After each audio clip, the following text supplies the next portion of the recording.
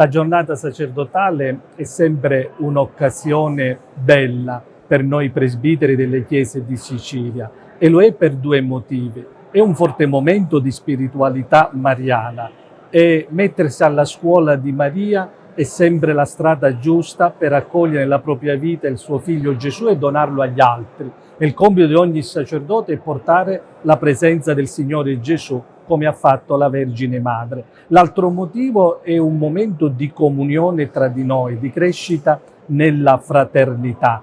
E la giornata di quest'anno, la 32esima, avviene durante il cammino sinodale, dove tutti siamo chiamati a vivere un discernimento per poter comprendere le indicazioni che lo Spirito suggerisce e svolgere con fecondità il ministero nelle chiese che a noi sono affidate.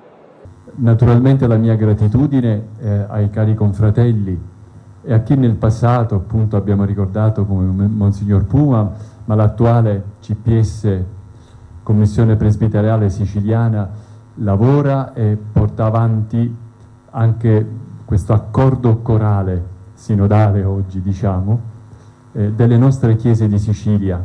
Siamo qui appunto per la nostra per il desiderio di amare, riverire, onorare e seguire la voce di Maria che ci indica Gesù.